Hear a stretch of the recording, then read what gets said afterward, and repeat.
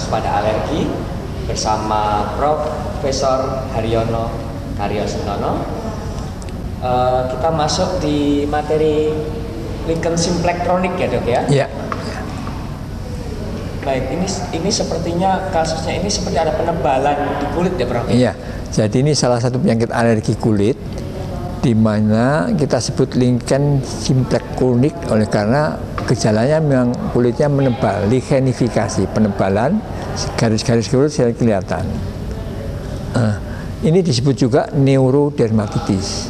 Artinya apa kok disebut neurodermatitis? Peradangan kulit yang ada hubungannya dengan faktor psikis. Karena psikologis ya? Salah satunya ya. Kita secara jelas pasti penyebabnya apa kita belum tahu, tapi dari mekanismenya, dari analisis riwayat-riwayat pasien banyak hubungan dengan psikis. Misalnya orang banyak stres timbul gatal-gatal. Nah, kita kenal dengan ini neurodermatitis. Contohnya seorang pekerja yang keras, tugasnya tanggung jawabnya besar. Sales yang target sekian itu kadang-kadang kalau dia mikirkan dia punya bakat alergi maka timbul neurodermatitis. Manajer pun kadang-kadang karena tanggung jawabnya besar itu. Mahasiswa pas waktu-waktunya dia nulis skripsi, nulis tesis, belajar keras itu juga kadang-kadang bisa timbul lichen simplex. Dan apakah ini hanya disebabkan karena stres? Apakah ada hal yang lain, mungkin kebiasaan? Faktor yang lain adalah garukan. Dia karena gatal digaruk terus, rubbing, jadi rubbing dan segala itu. Garukan yang kronis dan lama kulitnya menebal. Penebalan lichen ini misalnya akibat dari garukan. Jadi kulitnya kalau banyak diutik-utik dia tumbuh menebal tadi, menjadi tebal. Dan kasus ini semakin stres malah semakin besar. Iya, ya? Dan biasanya kasus seperti ini di mana? Di lipatan atau di apa? Di leher banyak itu, di leher, kemudian di lengan, extensor, di tungkai bawah, di bawah di atasnya kaki, ya dorsum pedis ini. Kadang-kadang juga di daerah genital, Pak. Laki-laki di skrotum, pada wanita di labia. Ada ibu-ibu datang ke saya sakit gatal-gatal kambuhan, kenapa? Di mana? Gatal di daerah kemaluan, kan dia malu kalau garu-garu. Saya tanya, karena kambuhnya kenapa? Enggak tahu dok. Karena pikiran ya? Iya, karena pikiran. Ternyata itu neurodermatitis yang menyerang alat kelamin, labia mayor. Baik. Kalau kasus ini menular tidak dok? Enggak, ini termasuk golongan penyakit alergi. Alergi tidak menular. Ya? Ini hanya suatu respon tubuh yang berlebihan terhadap benda asing. Nah, benda asing itu apa? Benda asing itu mungkin faktornya garukan dan pikiran tadi itu. Baik. Ini kalau kasus seperti ini di penebalan ini berapa lama penyembuhannya? Kalau kita yang penting selalu menasihati supaya tidak kambuh, pikirannya harus santai walaupun banyak. Pertama adalah pikirannya santai dulu ya, calm down. Ya, kemudian kita berikan obat-obat untuk mencegah gatal anti-histami. Kemudian untuk kulitnya kita berikan salep-salep yang untuk menipiskan itu, menipiskan kulit. Jadi ada yang mencegah pembelahan sel, jadi kulitnya tipis lagi. Kalau tebal sekali kadang-kadang disuntik lokal supaya tipis. Suntik juga obat-obat penipisan itu. Kira-kira kalau sudah tebal sekali memang suntikan tiap minggu sampai 4 kali lah, 4 minggu kita baru menipis. Jadi kemudian dikombinasi dengan salep juga gitu. Baik. Ya. Dan satu lagi, karena ini banyak terjadi tadi itu kembali lagi. Ini disebutkan faktor emosi sangat penting dan ini banyak diderita wanita. Emosi ya. Ini terus, nah itu faktor yang sangat penting. Kenapa? Akhirnya terjadi wanita lebih sering terkena. Kenapa kok terkena wanita? Ya karena wanita lebih sering teremosi ya. Kalau laki-laki biar rasional ya. Kalau wanita sering emosional. Perasaannya mati itu, makanya sering terkena pada lebih tinggi anunya rasionya. Lebih banyak penderitanya pada wanita daripada laki-laki. Laki-laki ada juga sih laki-laki pekerja keras yang banyak mikir juga itu. Ya, teruskan Pak. Nah ini dermatitis stasis ya. Gravitasional. Nanti saya terangkan mengenai varises tadi ya kita tadi. Nah, jadi nama lain dermatostasis karena aliran darah yang dari bawah kurang lancar, ada varises, pompanya tidak efektif, maka numpuk di kaki, menimbulkan bahan-bahan yang kotor, iritasi pada kulit, alergi, merah, gatal. Ini dermatitis stasis namanya. Ya. Ini juga dalam kasus ini gosong juga ya, tapi Gosong kelihatan. Nah, itu yang tadi pada banyak orang berdiri, ya kurang jalan. Kerjanya memang harus berdiri terus sebagai penjaga toko, tukang potong rambut yang rame, barbershop seringkali, ya. Ya, terus ada satu lagi ini kombinasi antara obat dan sinar matahari. Ini bersisik gitu ya, Gejalanya sisi, namanya disebut fotosensitif dermatitis, peradangan kulit yang dia mungkin terkena bahan sesuatu, apakah diminum apa ditempelkan, dan kena sinar matahari timbullah fotosensitif. Gejalanya merah, bersisik, gatal. Ini kok mirip psoriasis ya, Dok ya? Kalau psoriasis itu sisiknya tebal, khas. Sisiknya tebal, perbedaannya begitu. Ini sisiknya tipis, tipis begitu ya. Ya, sisik. Baik. Ini beberapa bahan obat dan bahan kimia dapat sebagai sanitizer setelah terpapar sinar UV. Ya. Apakah ini juga dampak daripada kena sinar matahari itu? Iya, jadi kombinasi antara katanya ditempel kena sinar matahari. Misalnya kosmetik tadi kena kosmetik kena matahari. Ada orang parfum ditempel ke sini, sinar matahari timbul gatal di sini, berlok dermatitis namanya. Oke, baik. Ya. Sensitizer tadi saya terangkan bahwa bahan yang bisa menyebabkan sensitisasi. Ya. Mulanya tidak apa-apa, setelah pemakaian beberapa kali maka timbul gatal, timbul penyakit. Ya. Baik, kita ke pertanyaan dokter. Ya, silakan. Di masyarakat ini awam sering rancu istilah alergi dan iritasi. Gitu. Apakah memang ada perbedaan dan bagaimana kita sebagai orang awam mengenali kelainan tersebut dan gejala-gejalanya seperti apa? Ya. Kalau gejala yang timbul pada kulit itu hampir sama, adanya peradan kulit, merah, bersisik, gatal-gatal, timbul bening-bening itu sama. Bedanya ada pada penyebabnya.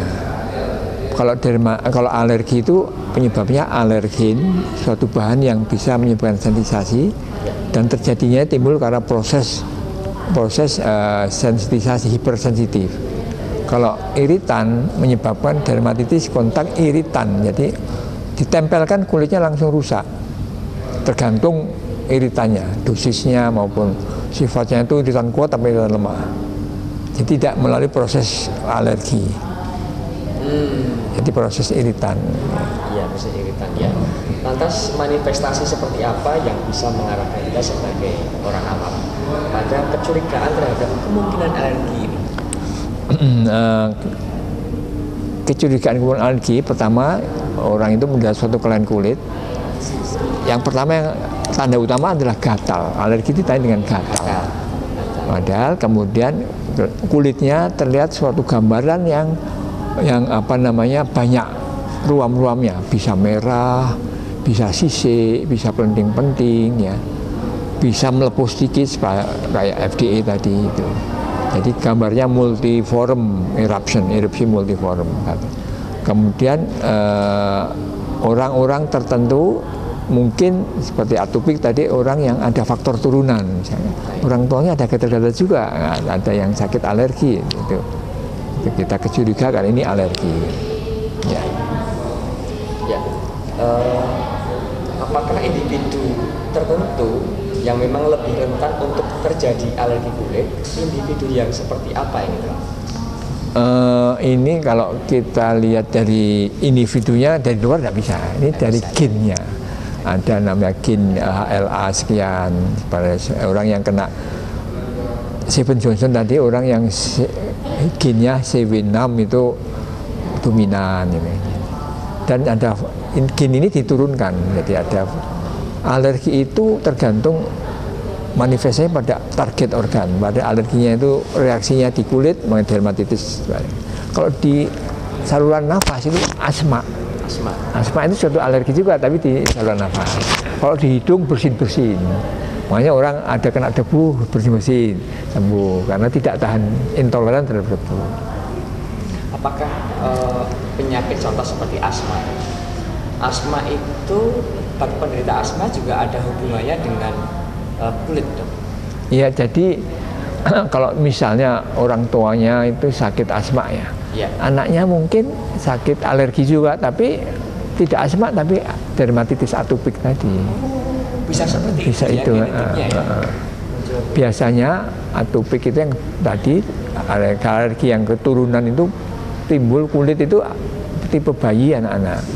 Kalau sudah anak agak besar sedikit mungkin dia sering timbul asma. Kalau dewasa yang muncul itu sering bersin-bersin. Jadi tergantung masa hidupnya. Ini namanya ada atopic march, perjalanan atopik selama hidup itu. Waktu kecil kena kulit, setelah agak anak-anak kena asma, dewasa bersin-bersin. Lantas timbulnya alergi ini apakah juga dipengaruhi oleh usia dan daya tahan tubuh? Ya, seperti saya katakan tadi, alergi ini sebetulnya respon sistem kekebalan tubuh yang berlebihan. Jadi tidak melemah, tapi ada suatu benda asing. Kan kalau daya tahan tubuh itu, kalau ada benda asing, kalau berbahaya kan disingkirkan ya. Kalau orang yang respon tubuhnya normal. Tapi pada orang alergi ini bereaksi berlebihan dia, menyebabkan kerusakan jaringan. Yaitu pada jaringannya kulit, dermatitis peradangan, pada hidung mungkin radang hidung, pada saluran nafas penyempitan saluran nafas, asma, itu alergi. Ya, jadi perubahan kerusakan jaringan oleh karena adanya benda asing yang diterima oleh tubuh dan direaksi berlebihan. Maka disebut alergi itu penyakit hipersensitif. Kepekaan yang berlebihan atau intoleran, jadi tidak toleran terhadap benda itu. Kalau orang tidak alergi dengan ikan laut toleran, ya makan tidak apa-apa. Tapi orang alergi ikan laut ya intoleran, alergi, menolak dia, menyebabkan gejala pada kulit. Ini gejalanya melalui mekanisme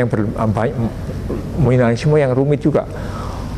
Benda asingnya masuk, itu merangsang sel-sel pertahanan tubuh, mengeluarkan zat-zat sitokin, kemudian sitokinnya mengumpul pada kulit, timbul peradangan. Apakah tadi keturunan sudah ya? Faktor turunan ada. Terus kemudian apakah individu dengan kulit sensitif memiliki kecenderungan lebih tinggi terhadap kejadian alergi kulit? Iya, jelas kulit yang hipersensitif yang kena alergi itu. Kalau yang sensitivitasnya normal tidak akan timbul reaksi alergi. Baik. Lantas pemeriksaan penunjang apa saja nih yang bisa dilakukan untuk mencari kemungkinan penyebab dari alergi? Yang pertama, kalau sudah timbul penyakit, kita lihat gejala klinisnya, wujud kelainan kulitnya, ada enggak warna merah, ada enggak misalnya lichen tadi ya. Kalau tidak ada apa-apa, kulit normal, saya tidak ada apa-apa ya. Yang kedua, kemudian kita melihat kadar laboratorium, kadar darahnya namanya imunoglobulin E.